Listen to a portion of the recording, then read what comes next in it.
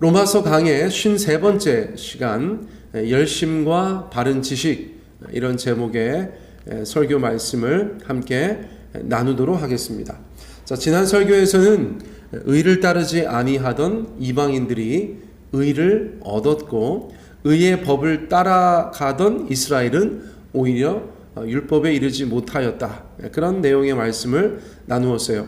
유대인들의 문제는 믿음을 의지하지 않고 행위를 의지하려던 것이다. 구원을 위해서 믿음을 의지하지 않고 구원을 위해서 행위를 의지한 것은 잘못된 것이었다. 그들은 믿음으로 의롭게 된다는 것을 소화하지 못한 그런 결과를 가지고 왔죠. 하나님께서 그들 앞에 두신 돌이 걸림돌이 되고 말았다. 그런 말씀도 주셨어요. 그러나 아이러니하게도 그 돌은 이방인들에게는 디딤돌이 되었다. 그들의 구원을 위한 디딤돌이 되었다.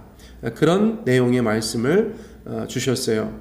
자, 구원과 관련하여서 사람들은 하나님의 주권과 인간의 행위가 각각 어떻게 작동하고 어디까지가 선인지 굉장히 궁금해합니다. 어제도 수요 예배 시간에서 요한계시록 말씀 나누면서 그런 이야기를 했었죠.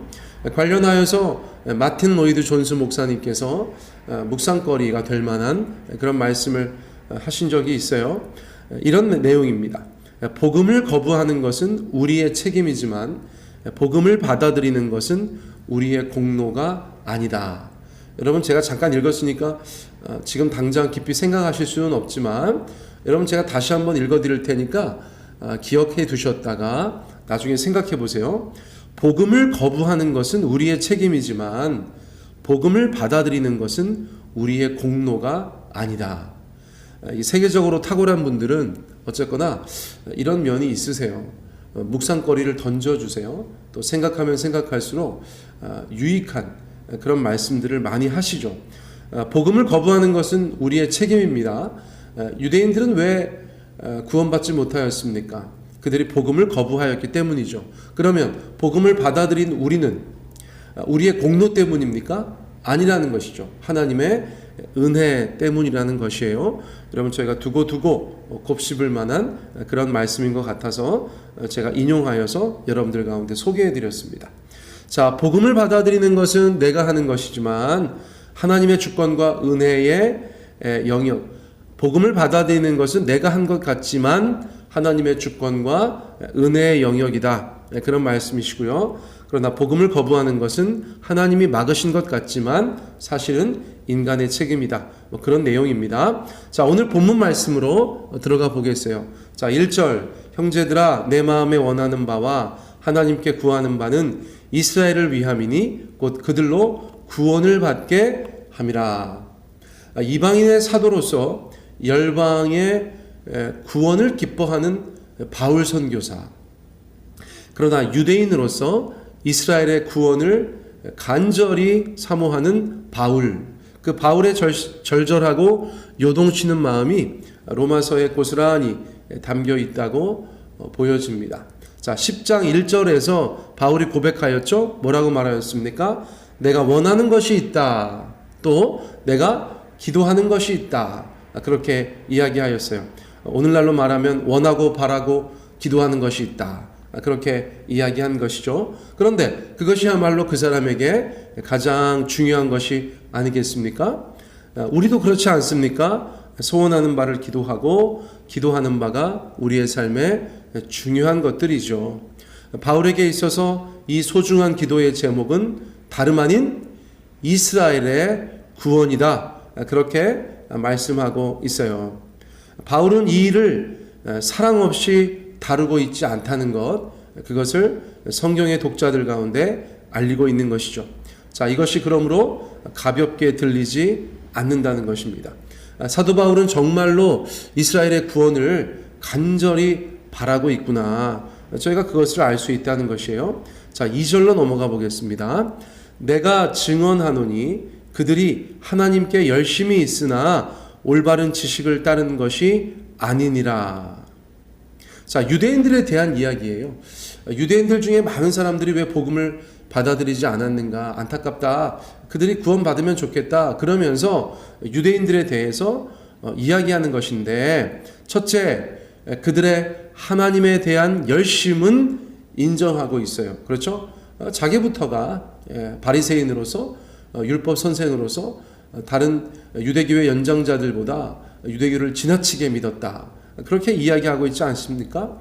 열심히 그들 가운데 있었어요. 바울에게도 열심히 있었습니다. 자, 열심이란 말은 무슨 뜻이죠? 사전적인 정의는 하는 일에 마음을 다해 힘쓴다, 이런 뜻을 가지고 있어요. 하는 일에 마음을 다해 힘쓴다. 그것이 바로 열심이라는 것입니다. 자, 유대인들은 특히 하나님을 섬기는 것에 열심이었습니다. 율법에 대해서도 열심이었고 기타 다른 종교적인 활동에 대해서도 열심이었어요. 세상 어떤 나라 어떤 민족보다 하나님과 성전 그리고 율법을 향한 마음이 대단했습니다. 그러나 바울은 그들의 열심이 오히려 구원에 이르지 못한 이유가 되었다라고 말해주고 있어요. 자, 왜 그럴까요? 답은 무엇입니까? 올바른 지식을 따르지 않았기 때문이다. 올바른 지식을 따르지 않았기 때문이다. 사실 하나님을 섬기는 것이 아니어도 올바른 지식을 따르지 않는 열심은 문제를 일으키게 되어 있어요. 그렇지 않습니까? 저 주변에서 많은 것들을 보면 열심 없는 사람이 문제 일으키는 경우가 없어요.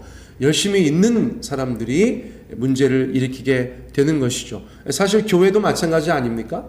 교회는 기본적으로 열심을 환영하고 권장하는 공동체입니다만, 그럼에도 불구하고 바른 지식과 바른 지혜를 따르지 않는 열심은 때로 공동체에 해가 된다는 것을 저희가 경험적으로 알고 있는 것입니다.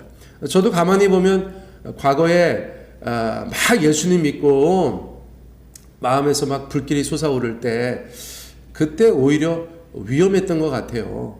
마음속에 막 열심히 생길 때 그때가 위험해요. 여러분, 저희가 과거에 고기 좀 굽지 않았습니까? 여러분, 제가 과거에 장군면에서 고기 좀 굽지 않았습니까? 몇 번이나 구웠을까요? 아무튼 최소한 수십 번을 구웠을 텐데, 제가 고기 구우면서 깨달은 게 있거든요. 사석에서는 몇 번 말씀드렸는데, 여러분, 불을 피우면은요 불이 막 뜨겁게 올라오잖아요. 활활 타오르잖아요. 여러분, 불이 활활 타오를 때 고기를 구우면 어떻게 될까요? 고기가 다 탑니다. 최소한 통제가 잘 되지는 않죠. 그래서 고기가 상해요. 그래서 어떤 불에 저희가 고기를 굽죠?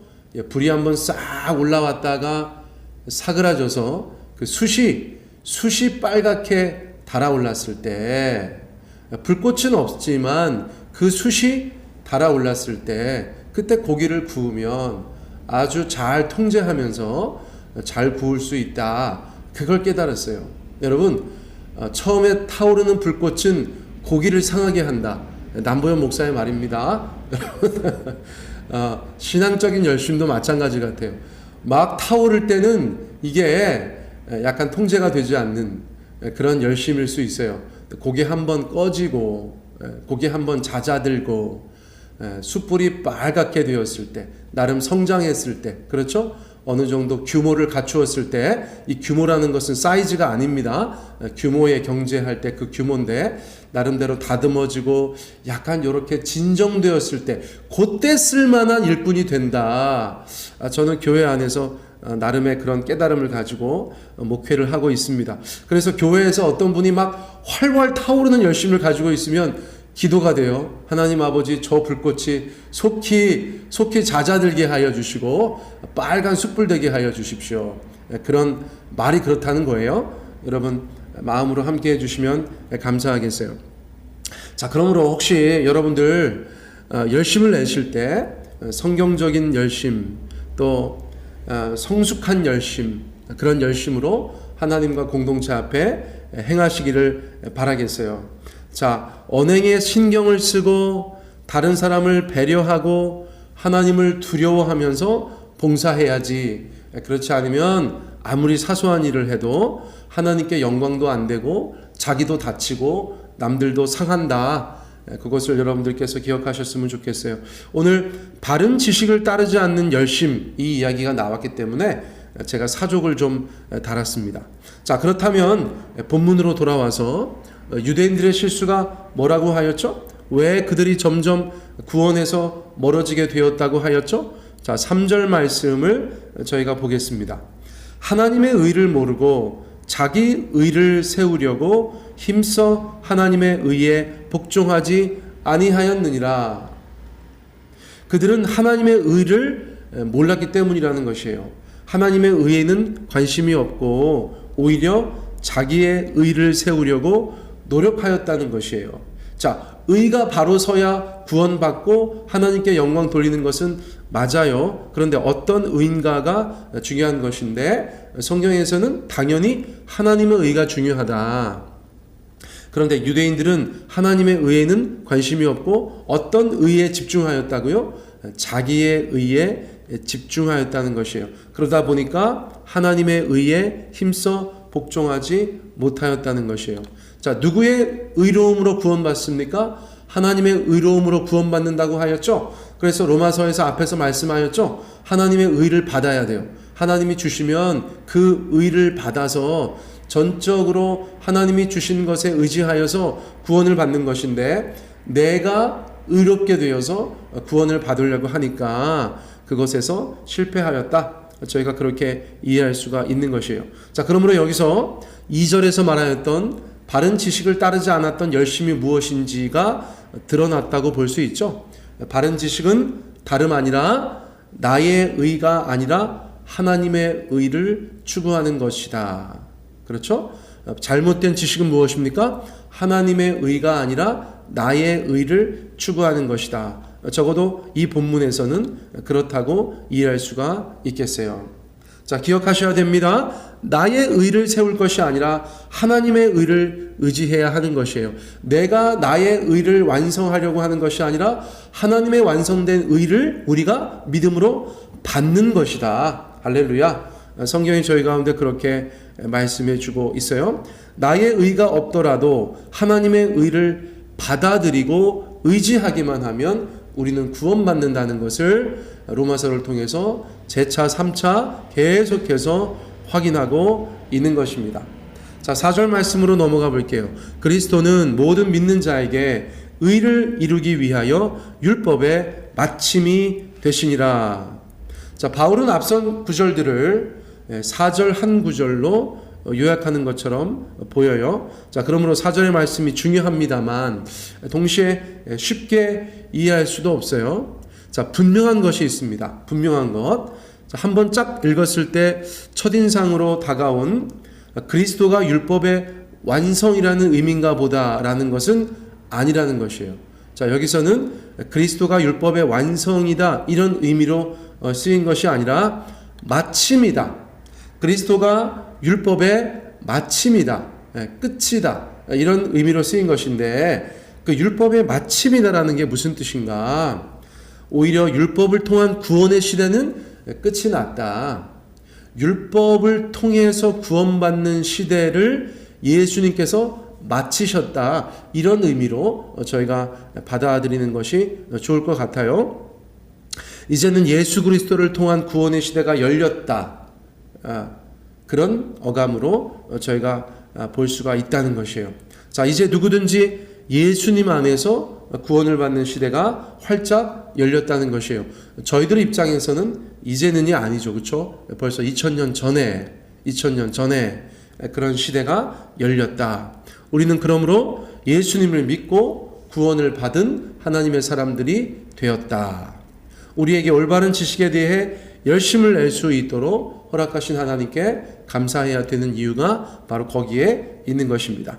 자, 그러므로 오늘도 이 말씀 붙잡고 저희가 하나님 아버지 앞에 감사하고 감격하게 되기를 원하고요. 중간에 제가 한번 강조하여 말씀드렸던 것처럼 우리가 삶의 모든 일에 열심을 갖는 것은 너무나 중요하고 꼭 필요하고 그런 과정들을 누구나 거쳐야겠지만 하나님께서 쓰실 만한 그런